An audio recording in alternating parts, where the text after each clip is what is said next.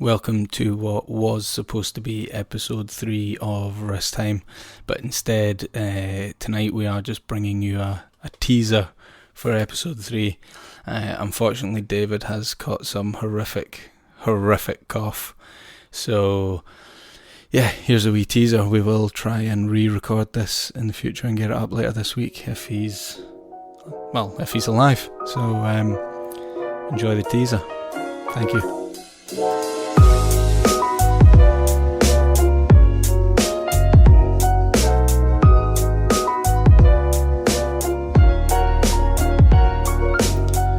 Number 3. Indeed. And you're pouring us some whiskey. What whiskey are you pouring me? Already? Yeah. This is a Ballantine's 17-year-old, which is really nice blend. I think it's fairly well Bloody priced. hell, that's a big dram. Whew. Yeah, I think it's fairly well priced. I can't actually remember what I paid for this, but I think it might have been a gift from my mum, I believe. Let me see them all. But for a blend, it's really nice. I think Ballantine's are doing some really cool stuff. Their 12-year-old's really good. Jesus. So, but damn, as you can hear, I've got a pretty bad cough. That whiskey will do you good. Yeah. Hopefully. It's nice. I like it. What have you been up to? Well, it's Tuesday, so I was again slaving for the system. That's better. Just work. Persisting with this damn cough. You are the illest human being on the planet. Oh, I know. Every time I see you, you're always ill. Oh, it's driving me mad. It's driving me mad. I know. We've had so many attempts of this podcast, but the This is coughs. Attempt number 2 at episode 3. Yeah. 3.5. Yeah. Fingers crossed that whiskey helps. Don't curse it. You'll be fine. Power through. Just neck it. Oh god. Just throw it back. Oh Jesus, I was kidding. No, you'll be alright. Yeah. Nah, I'll be fine. Apologies if you the cough. So you've not been up to much? No, just working. Recovering from your little stag do Oh my a couple God. weeks ago. Still on the edges of normalisation, I think. That was a hell of a weekend. That was a fun weekend. It was a very fun weekend. What a state we were all in coming back. Yeah. It was horrendous. Yeah, it was just it was that plane journey back on Monday was just horrible. But boy, was it worth it. For anyone that didn't catch on Instagram, we ended up in Krakow in Poland, Yeah. which is dirt cheap. So cheap. It's like 90 pence a pint, I think. Which is... No, it wasn't 90 pence a pint. It was like £1.90, £2 a pint. No, it's more like 150. Where were you drinking? I have no idea. Was it beer I was drinking? I don't know, wherever you were, you've caught something. No, I know. Jeez. No, it was a lot of fun. From what I remember, yeah, it was really good. No, it was good. And then, what was that dress you put me in on the Friday night? What's the name of that? Like a little... I'm gonna have to Google what that is. Like a Mexican poncho. One of our mates, David, was working in Egypt. Yeah, it was And picked up some local dress. No, it's a poncho. It wasn't a poncho. Yes, it was. No, it wasn't. It's from Mexico, not Egypt. It wasn't a poncho. I'm pretty sure it's a poncho. I don't know what you call it. A poncho. It wasn't a... It was 100% a poncho. It was not. There's a specific name for it. What, poncho? I'm trying to Google this right now. Apologies for the long pause. I just want to find out what this was. I know what it's called. A poncho. Search for poncho. No, it was a... Poncho. No, it's... Where is it? You've clearly seen the word poncho. Dashiki? Is it called a dashiki? I don't know. Apologies if that's wrong. Anyway, some weird... Well... Poncho-like dress. Poncho-like dress. Anyway, it was some very bright... It was very bright. Shells on it and very short as well. Very short. Look good. Good style. Nah, definitely. It was good fun. Back to normal now, though. Yeah. Just. Went and watched Mission Impossible the other night. Yeah, good. Fucking awesome. Yeah. Like the behind the scenes and stuff, that you see him like doing the stunts. Tom Cruise just a nutcase. Mad. Your dad would have loved it. It was just choppers everywhere. Choppers, yep. 5 minutes that lasted. Great. No, it was really good. The stunts are just nuts. The guy has got just balls of steel, I tell you. It's worth it. It's worth watching. Yeah, no, definitely. Check it out.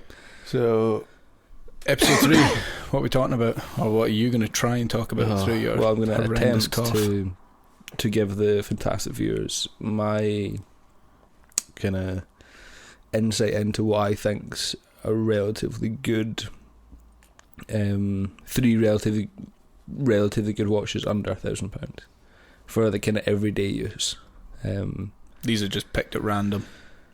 Yeah, just... Well, I mean, we spent like 2 minutes like looking up watches that we thought were good under that price point. Yeah, it's really just our opinions on kind of your starter. If you want to get a first watch, or first proper watch, I think these all are fantastic contenders for that sort of that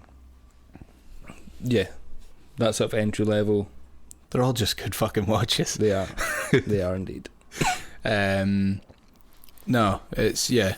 But before we get into that, I actually forgot wristwatch check. What are you wearing? So I am currently wearing my vintage CWC G10 watch. Mm-hmm.